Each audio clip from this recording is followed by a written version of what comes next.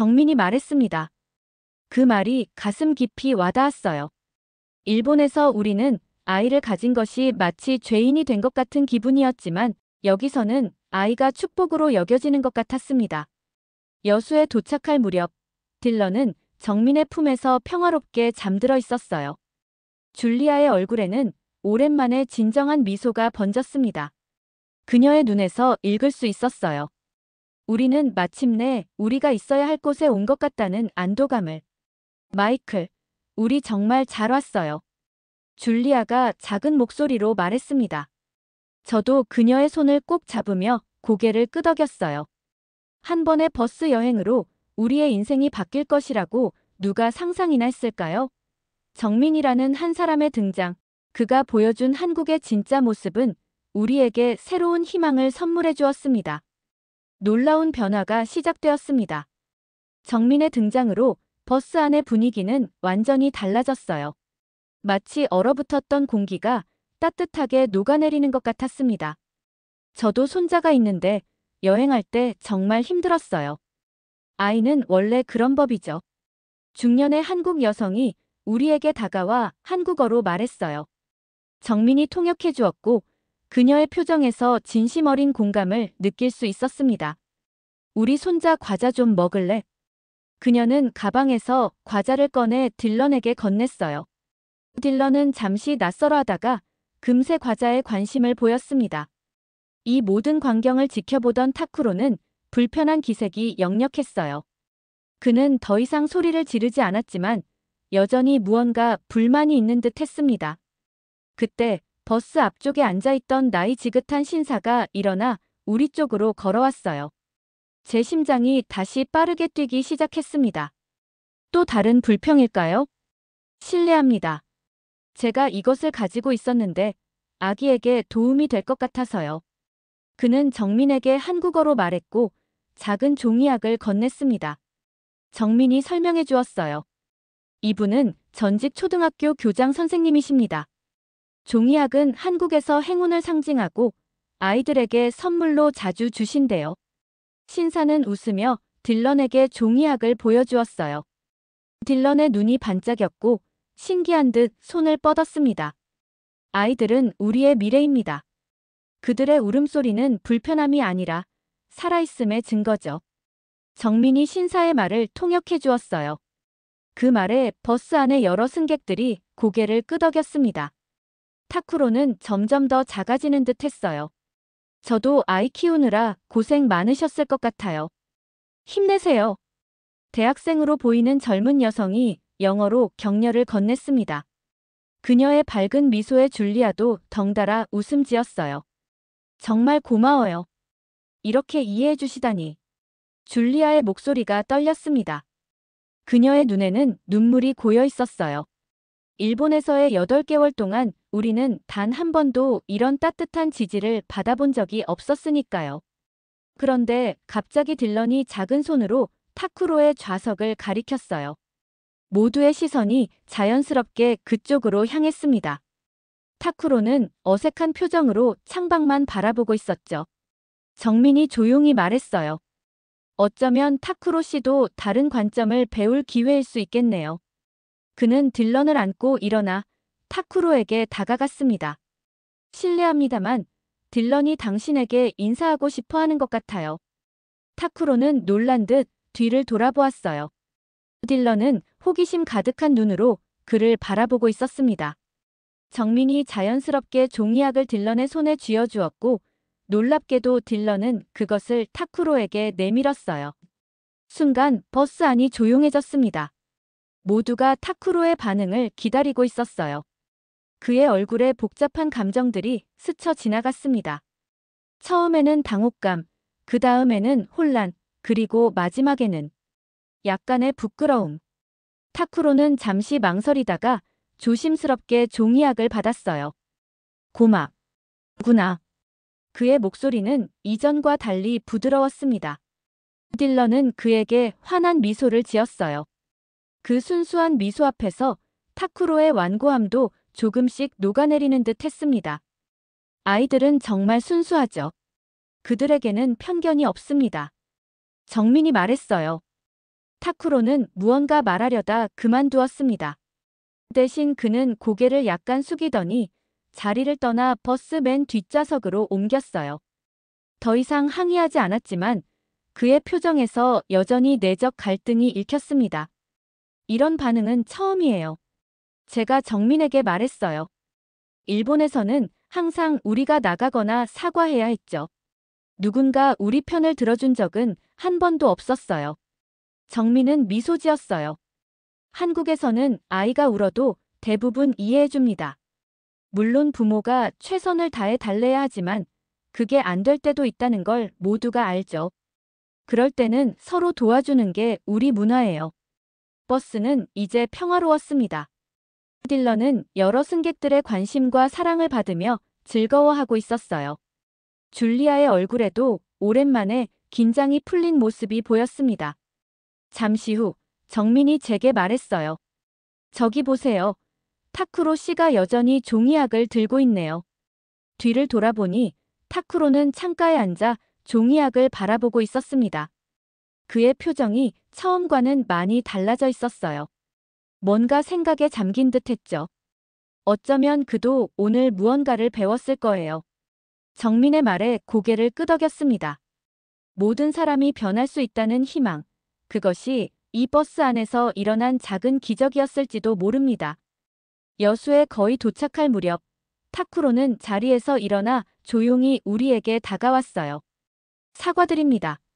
제 행동이 무례했습니다. 그는 짧게 인사를 하고 다시 자리로 돌아갔습니다. 깊은 반성이라기보다는 형식적인 사과였을지 모르지만 그 자체로도 의미가 있었어요. 일본에서는 우리가 항상 사과하던 입장이었으니까요. 창밖으로 여수의 아름다운 바다가 보이기 시작했습니다. 새로운 시작을 알리는 듯한 푸른 바다와 하늘이 우리를 반겨주었어요. 여기가 우리의 새 집이 될 곳입니다. 어서 오세요, 여수에. 정민이 말했습니다. 그 순간 가슴이 따뜻해지는 것을 느꼈어요. 우리 가족은 마침내 환영받는 곳을 찾은 것 같았습니다. 천국 같은 시간이 시작되었습니다. 여수 터미널에 도착하자마자 저희를 반겨준 것은 정민의 아내 수진과 4살배기 딸 하은이였어요. 하은이의 순수한 미소와 수진의 다정한 환영 인사는 마치 오랜 친구를 만난 것 같은 느낌을 주었습니다. 마이클 씨, 줄리아 씨, 정말 반가워요. 딜런이 직접 보니 더 귀엽네요. 수진은 유창한 영어로 우리를 맞이했어요. 하은이는 수줍게 딜런에게 다가가 작은 인형을 내밀었습니다. 딜런이 가져. 내가 주는 거야. 정민이 설명해 주었어요. 하은이가 자기 인형을 선물하고 싶대요. 어제부터 새 친구가 온다고 들떠 있었거든요. 이 작은 환영 의식에 저희는 감동받았습니다. 일본에서는 아이가 있는 우리를 환영하는 사람이 거의 없었으니까요. 수진과 정민의 집은 여수 바다가 내려다 보이는 언덕에 위치한 아담한 주택이었어요. 현관문을 열자마자 상쾌한 바다 향기가 느껴졌습니다. 여기가 당분간 머무실 게스트룸이에요. 아기 침대도 준비해뒀어요. 수진이 안내한 방에는 깨끗한 침구와 함께 놀랍게도 아기 침대까지 준비되어 있었어요. 테이블 위에는 환영 카드와 함께 과일 바구니가 놓여 있었죠. 어떻게 이렇게까지? 줄리아가 감동한 목소리로 말했어요. 한국에서는 손님을 맞이할 때 이런 준비를 하는 게 당연해요. 특히 아이가 있는 가족이라면 더욱 신경 쓰죠. 정민의 설명을 들으며 생각했어요. 도쿄의 우리 집 주인은 딜런이 태어났을 때 축하는커녕 이웃에게 미리 사과했다고 했었죠. 그 차이가 너무나 극명했습니다. 저녁 식사는 마당에서 바베큐 파티로 이루어졌어요. 수진이 준비한 한국 음식들과 함께 이웃들도 몇 명 초대되었습니다. 이분은 옆집에 사시는 김 할머니세요. 그리고 이쪽은 근처 카페 운영하시는 박씨 부부고요. 정민이 이웃들을 소개했어요. 놀랍게도 모두 우리를 반갑게 맞아주었고 특히 딜런에게 많은 관심을 보였습니다. 아이고, 이쁜 아기. 우리 동네에 와서 살면 좋겠네. 김할머니가 딜런의 볼을 살짝 만지며 말씀하셨어요. 정민이 통역해 주었지만 그 다정한 눈빛은 말보다 더 많은 것을 전달했습니다. 식사 중에 박 씨 부부가 말했어요. 여수는 아이 키우기 정말 좋은 곳이에요. 바다도 있고 공기도 깨끗하고 무엇보다 이웃들이 모두 아이들을 좋아해요. 그들의 말에 줄리아와 저는 서로를 바라봤어요. 우리의 마음속에 같은 생각이 떠오르고 있었죠. 식사가 끝난 후 정민이 우리를 바닷가 산책로로 안내했어요. 밤바다의 풍경은 환상적이었습니다. 달빛이 물결 위에 반짝이고 멀리서 어선의 불빛이 보였죠. 여수에는 아이들을 위한 커뮤니티가 잘 발달해 있어요. 놀이터, 키즈 카페, 주말 프로그램들. 하은이도 정말 즐겁게 지내죠. 정민의 이야기를 들으며 도쿄에서의 생활을 떠올렸어요. 그곳에서 우리는 항상 아이와 함께 갈 수 있는 장소를 찾는데 어려움을 겪었습니다. 일본에서는 아이와 함께 가기 편한 곳이 별로 없었어요. 있다 해도 항상 조용히 해야 한다는 압박감이 있었죠. 제 말에 정민이 고개를 끄덕였어요. 문화마다 차이가 있겠지만 한국은 정말 아이들에게 관대한 편이에요. 식당에서도, 카페에서도, 대중교통에서도 아이가 울거나 떠드는 건 자연스러운 일로 받아들여지죠. 그날 밤 게스트룸에 누워 줄리아와 오랜 시간 이야기를 나눴어요. 단 하루 만에 우리가 얼마나 많은 것을 경험했는지, 그리고 그것이 일본에서의 8개월과 얼마나 다른지에 대해 말이죠. 마이클, 딜런이 여기서는 정말 행복해 보여요. 우리도 그렇고요. 줄리아의 목소리에서 오랜만에 희망이 느껴졌어요. 딜런은 하은이가 선물한 인형을 끌어안고 평화롭게 자고 있었습니다. 다음 날 아침, 수진이 우리를 여수의 유명한 시장으로 데려갔어요. 그곳에서 또 다른 놀라운 경험을 했습니다. 어머, 외국 아기네. 너무 귀엽다. 시장 상인들이 딜런에게 관심을 보이며 간식을 건네주었어요. 한 할머니는 귤을 까서 딜런에게 먹여주기까지 했죠. 이런 자연스러운 교류가 우리에게는 신선한 충격이었습니다. 한국에서는 아이가 공동체의 아이라는 의식이 있어요. 모든 어른이 조금씩 책임감을 느끼죠. 수진의 설명이 인상적이었어요. 그것은 단순한 문화 차이를 넘어 삶을 바라보는 철학의 차이처럼 느껴졌습니다. 오후에는 하은이가 다니는 놀이터에 갔어요. 그곳에서 여러 아이들과 부모님들을 만났는데 모두가 우리를 반갑게 맞아주었습니다. 미국에서 오셨어요? 와, 멀리서 오셨네요. 한국은 어때요? 한 젊은 엄마가 영어로 말을 걸었어요. 곧 우리는 다른 부모들과도 대화를 나누게 되었고, 딜런은 또래 아이들과 자연스럽게 어울리기 시작했습니다. 아이들은 언어가 통하지 않아도 금방 친구가 되죠. 수진이 미소 지으며 말했어요. 딜런과 한국 아이들이 함께 모래놀이를 하는 모습을 보며 가슴이 따뜻해졌습니다. 저녁에는 지역 축제가 열리고 있다고 해서 함께 나갔어요. 해변가에서 열리는 작은 축제였는데 놀랍게도 아이들을 위한 공간이 특별히 마련되어 있었습니다. 여기는 키즈존이에요. 아이들이 편하게 놀 수 있도록 특별히 준비한 공간이죠. 정민의 설명에 따르면 대부분의 한국 축제에는 이런 아이들 공간이 기본으로 마련된다고 했어요. 아이가 있는 가족도 축제를 즐길 수 있도록 배려하는 문화라고 했죠. 축제 현장에서 딜런이 약간 보채기 시작했어요. 일본에서라면 즉시 자리를 피했겠지만 여기서는 다른 부모들이 오히려 이해하는 표정을 지어주었습니다. 괜찮아요. 아기는 원래 그런 거예요. 우리 아이도 저랬어요. 주변 사람들의 따뜻한 시선에 줄리아는 긴장을 풀고 딜런을 편안하게 달랠 수 있었어요. 3일째 되는 날, 우리는 정민과 수진과 진지한 대화를 나눴습니다. 사실, 여기서 살고 싶어요. 가능할까요? 줄리아가 조심스럽게 물었어요. 그녀의 눈에는 간절함이 담겨 있었습니다. 정민과 수진은 서로 미소를 교환했어요. 저희도 그러길 바랐어요.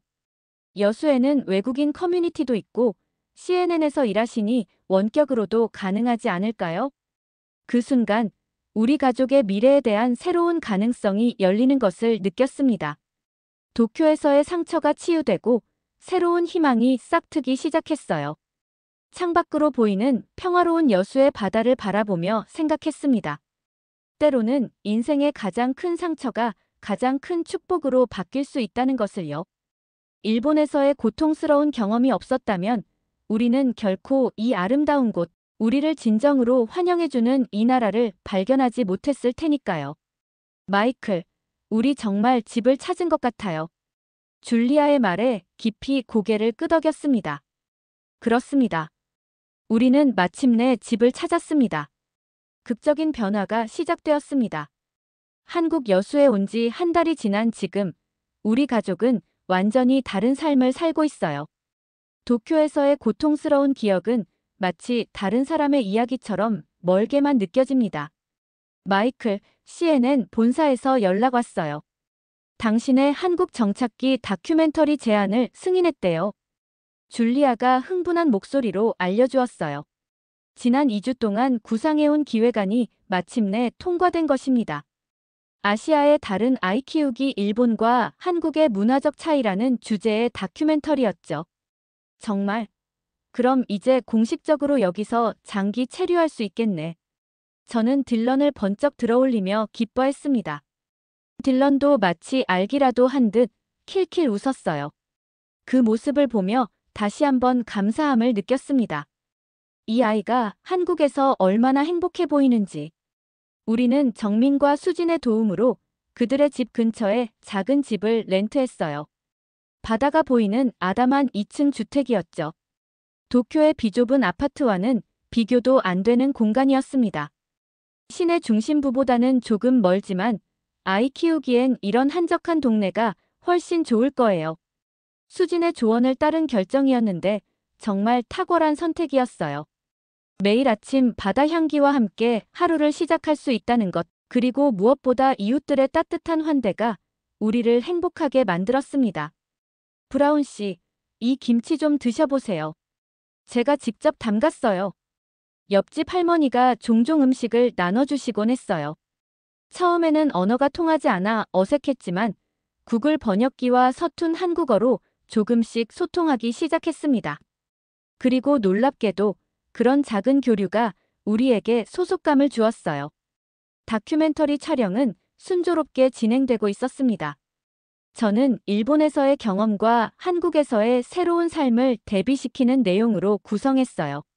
특히 공공장소에서 아이들을 대하는 문화적 차이에 초점을 맞췄죠. 정말 일본에서는 아이가 울면 식당을 나가야 했어요? 촬영 중에 인터뷰한 한국 부모가 놀란 표정으로 물었어요. 그들에게는 상상하기 어려운 일이었나 봅니다. 네, 그게 일반적인 예의였어요.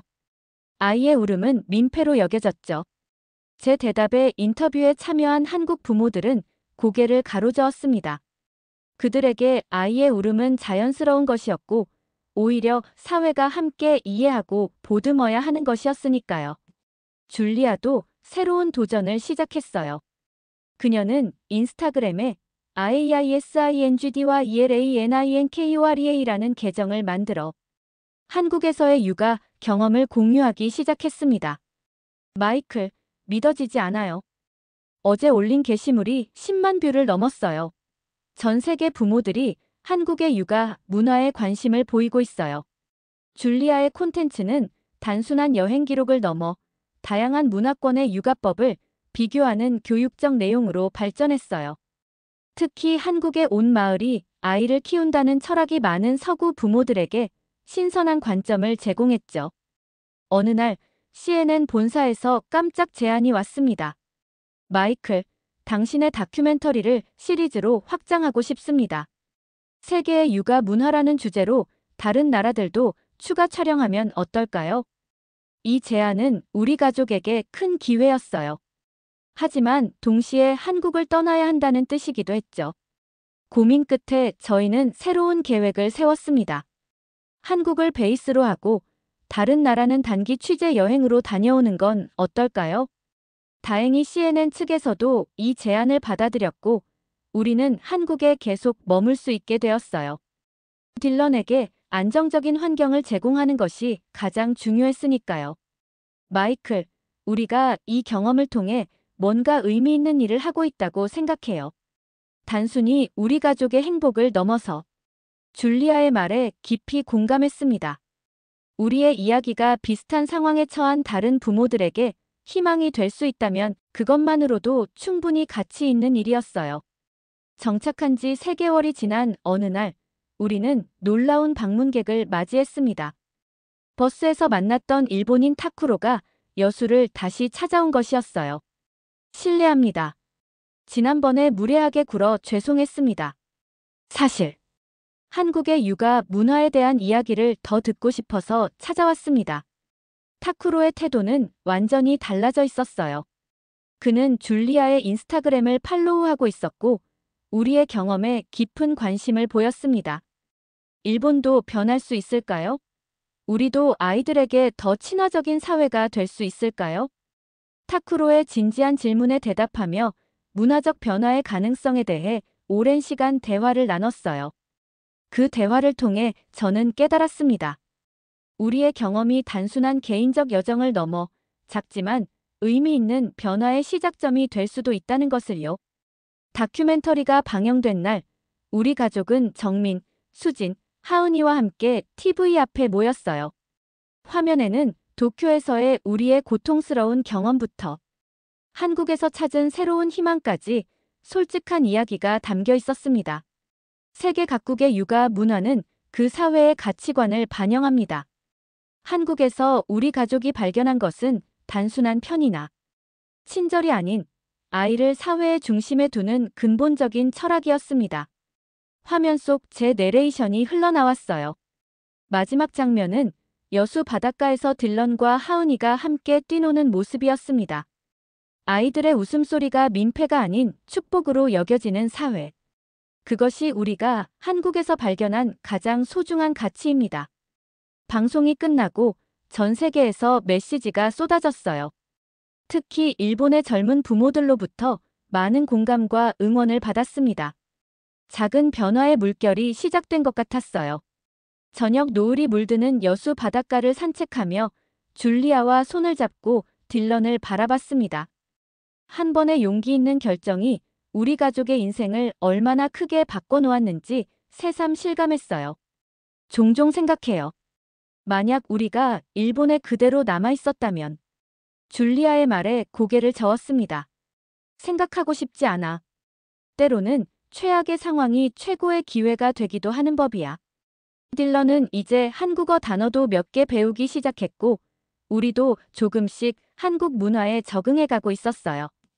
이곳에서 우리는 단순한 외국인이 아니라 커뮤니티의 일원으로 환영받고 있었습니다.